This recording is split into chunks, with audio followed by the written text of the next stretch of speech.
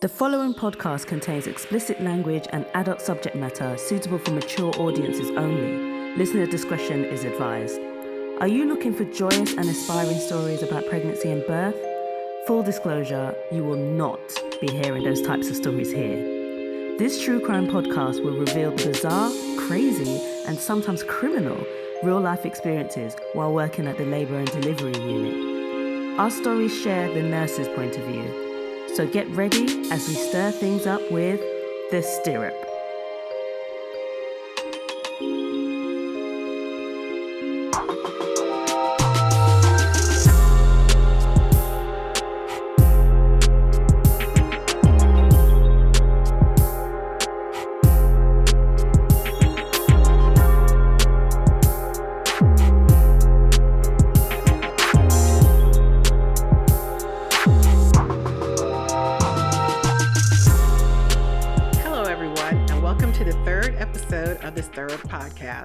I'm your host, Joanne Murray, and next to me is my brother from the same mother, Kevin Michaels. Say hi, Kevin. Hi, Kevin. You're just going to keep going with that, huh? Yep. Wow, I can't believe we're already on episode 3. I'm starting to feel like we're legit podcasters. Yeah, me too. I'm about to update my resume. Yeah, I have to do the same. Now it's time for our labor room tale of the week.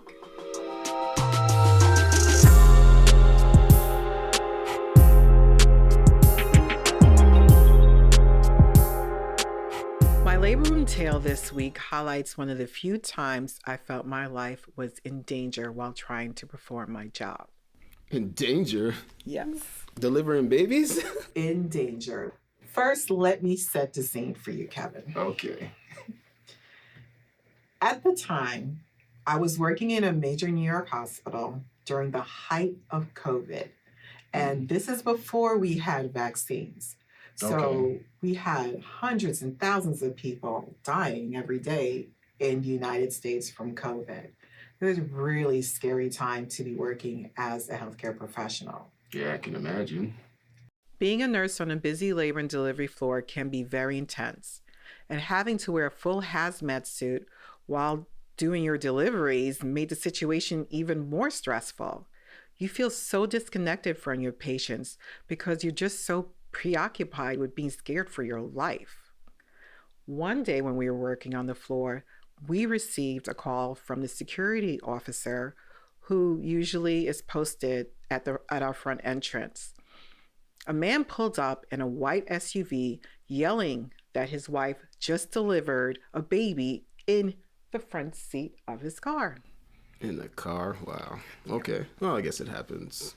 It does happen more than you think. Believe it or not, this happens a lot due to heavy traffic delays in the area our hospital was located. As expected, a few doctors and nurses ran outside to help bring a stretcher, blankets, and surgical instruments. The poor woman, let's call her Sasha, just for the sake of this podcast. Okay, Sasha, gotta remember that. Sasha just delivered her own baby and was quietly sitting in the front passenger seat of the white luxury SUV with bloody towels under her waist and holding her baby. A luxury SUV? Yes. With blood all over it? It was a bloody mess, Kevin. I know he was not happy. Not only is there blood present in a delivery, but there can also be liters of amniotic fluid as well. Kevin, do you know what amniotic fluid is? I have no idea. Amniotic fluid is actually baby's urine. That's nasty. You mean to tell me the baby is drinking and floating in its own urine for 9 months? Yes, but it's not like adult urine. It's colorless, it's odorless, and the more okay. and it's a sign that your baby has healthy kidneys. Okay. Tasha's baby was still attached to her undelivered placenta by the umbilical cord. And since we still had to get her out of the car and into the hospital while being in the middle of a busy city street, We made the decision to clamp the cord and cut it right then and there. Her husband was not acting the way you would think someone would act in this situation. He was so agitated and aggressive, and he absolutely reeked of alcohol. If my wife delivered in my SUV, I might need a drink or two also. True, but this is 1:00 in the afternoon, and he was so obviously intoxicated, I don't even know how he got her to the hospital. As we were about to cut the cord, he yelled out, "Don't cut the cord. I want it to naturally detach." What does that mean? This drunk dad wanted his wife to have what's called a lotus birth. A lotus birth, whose name comes from the lotus flower, which is a symbol of unity, detachment, and rebirth, happens when the baby is left attached to the placenta until the cord naturally separates at the umbilicus. This can take up to 3 to 10 days to happen after birth. It's said to be quiet and respectful transfer of detachment of the baby without the trauma of being cut from the mother. Lotus births are usually never done in hospitals. There are not many practitioners that would recommend or perform them. There really isn't any medical data out there that supports any healthy benefits for a baby from this type of delivery. Health experts warn it can actually be harmful to baby. Just picture your beautiful new baby having to be attached to a dead, decaying organ for days. That sounds like The Walking Dead or something. You're so right. Like baby dragging around a corpse with it. Of course, rotting flesh tends to smell really bad, so parents put the decaying organ into a sack with some poopery and carry it around with the babies for the next 10 days. I wish people listening on Apple Podcasts or one of the other podcast platforms could see my face, but that sounds Your like a face scene says from The it all, Walking Kevin. Dead. I wish you guys could see my face. Go to YouTube and see my face. This practice can increase the risk for a baby developing a sepsis infection that could be life-threatening to the infant. One day we had a baby that was admitted to the NICU after its mom had a lotus birth at home. The baby actually ended up passing away from a sepsis infection. I just don't think it's worth risking the life of your baby for something that shows no benefits at all, and there's no research that says it's beneficial in any way. I agree with you, Kevin. It's an unnecessary risk to take. We decided not to get into an argument over this in the middle of the street and told drunk dad to go to the parking lot and park his luxury vehicle, and we'll take his wife and baby inside. Through this chaos, Sasha was very quiet and calm. This was her second baby, and she had gotten her care at one of our clinics. While drunk dad was parking the car, we transferred Sasha into a room and explained to her that it's against hospital policy to let the baby stay attached to the placenta when she's admitted. Sasha was very agreeable and okayed us to cut the cord. Oh, so she was okay with cutting the cord. She was perfectly fine with it. But when drunk dad came in the room, he went ballistic when he found out we cut the cord. But why did he want it to stay attached in the first place? Like, does he want to eat it like some animals? Like eat the like they do out in the wild? Yeah, out in the wild. Like, he never could explain why he wanted to keep the cord attached. Maybe the alcohol altered his thought process. He became so threatening and verbally abusive to the staff, we had to call security to remove him from the premises. For the rest of the day, he would somehow find a way to get back into the building and continue to threaten the staff with acts of violence. That's not good. And all of this during COVID.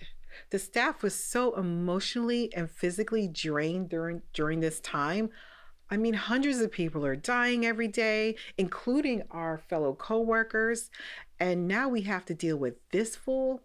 Yeah, healthcare workers had to be real life superheroes during that time. You're putting your lives at risk every day to take care of our patients. And on top of that, you got to deal with this dumbass. Yeah, some people can be so selfish. He was so aggressive and belligerent. It would not surprise me if he was verbally and physically abusive to Sasha as well, even though she denied it every time we questioned her about it. Yeah, of course. After the security guard escorted him out for the last time that day, the staff was so traumatized by his threats, we decided to look him up on Facebook. Good move. Good move. Would you believe his profile picture was of him brandishing multiple types of guns? Oh, wow. That's crazy. Very crazy. I'm no gun expert, but he had a shotgun in one hand, another shotgun in another hand, a pistol in his waistband. After seeing this profile picture, the fear level of the staff went up times 100. Yeah, I bet it did. Not only do you have to worry about dying from COVID, but now you have to worry about getting shot too. Yeah, that's crazy. Absolutely nuts. The next day, his wife was approved for discharge, and we anticipated that he would be coming back to pick her up. Unfortunately for me, I happened to be doing the COVID screenings that day for visitors and patients in the front lobby, which was right by the front entrance. Yeah, front and center. First person he's seen when he comes inside. Remembering all his threats from the day before, my heart would stop every time I saw a white SUV pull up out front. I felt like I had PTSD. I was so terrified that he would show up with his guns and shoot everyone in the front lobby. Wow. Security had his picture and was warned that he was not allowed in the hospital. But they're not much help. Hospital security guards do not carry guns, and they don't get paid enough to put their lives in jeopardy. So if anything happened, needless to say, we would have to call 911 for help. So I'd have dialed 911 and then just left the phone there. Left it open, right? Yeah, when I see his SUV pull up, send. Around 1 p.m., I saw him pull up. So I quickly made my exit from the front lobby and hid in the back room. Oh, you booked it? That's right. My mama didn't raise no fool. You just left your post. Hell yeah. I did not return to my post until he was gone. I don't blame you. According to the security guards, he was a lot calmer that day. He probably had sobered up. His wife and baby met him in the lobby and they left without incident. For a long time, I had PTSD about this incident every time I saw the same white luxury SUV.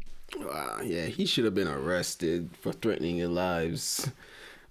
Here you are, caring for his wife and his baby, during the pandemic.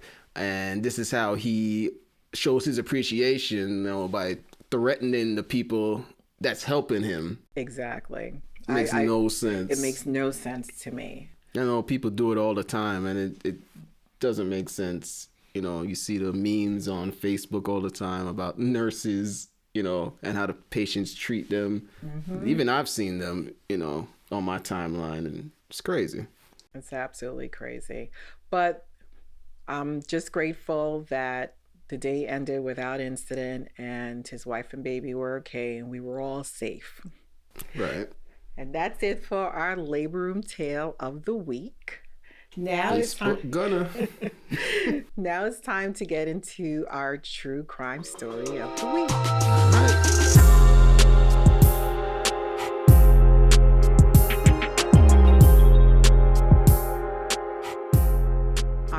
crime story for this week is the death of Lauren Barnes. Lauren J. Barnes was born in Monroe, Kentucky in 1987 to her mom, Catherine, and her dad, Charles Jeff Barnes. Catherine later married Lauren's stepfather, Tanner McDaniel.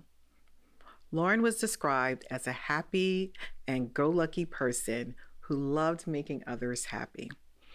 She was known to enjoy life, and even though she could also be quiet and reserved, she had a wonderful sense of humor.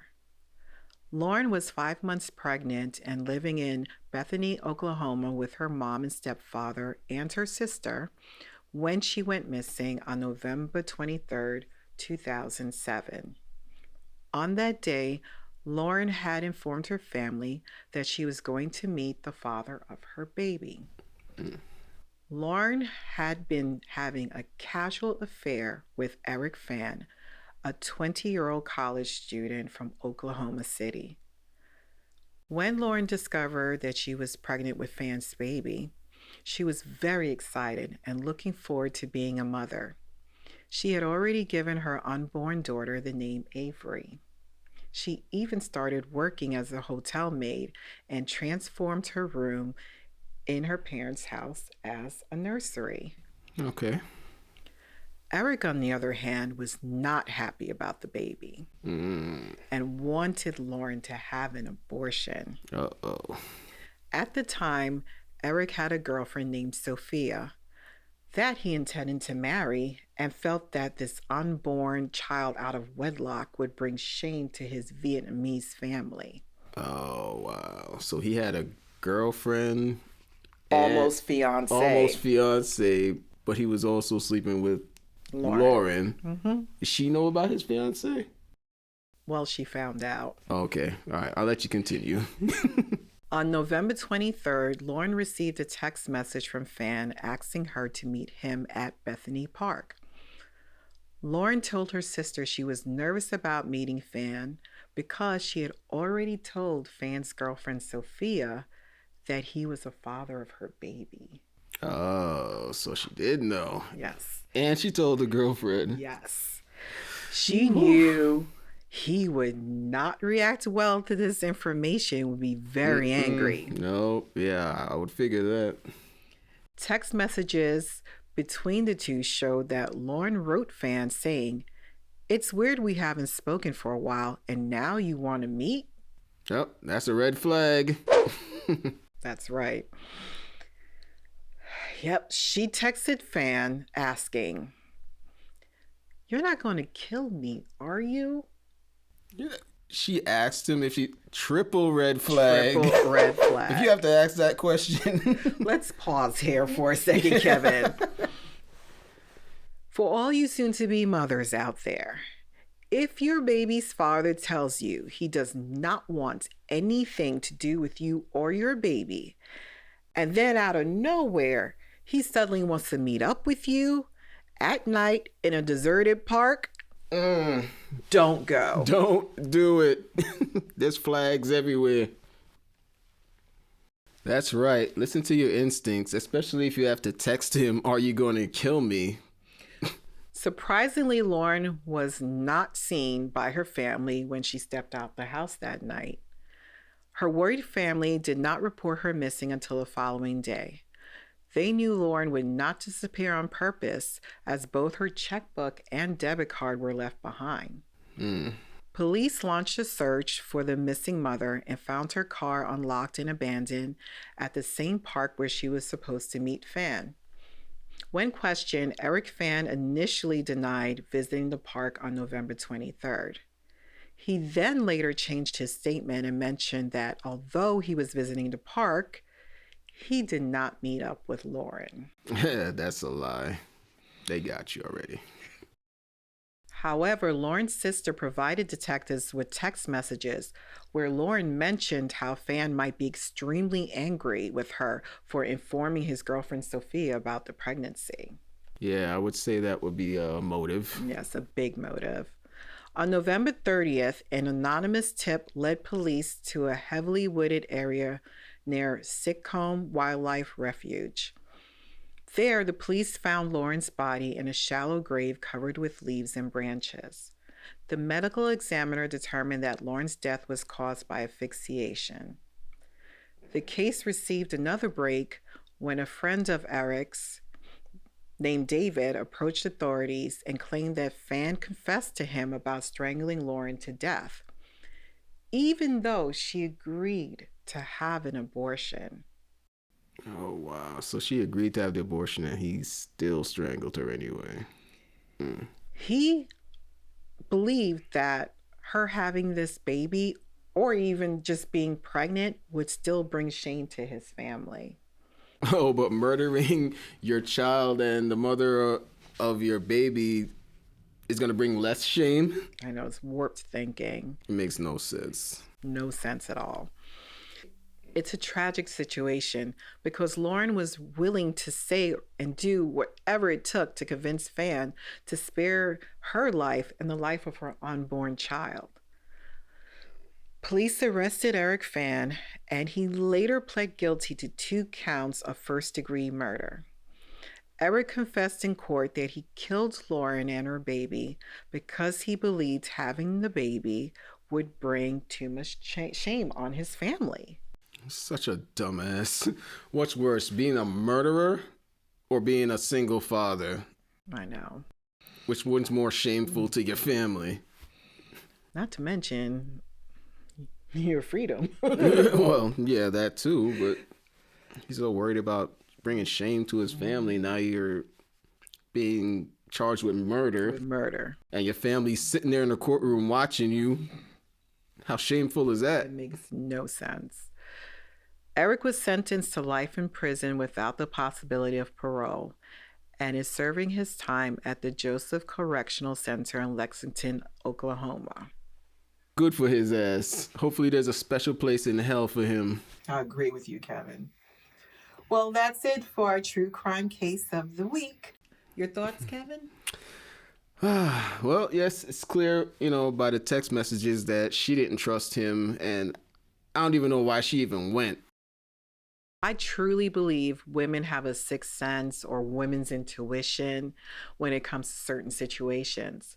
Always follow your first instinct.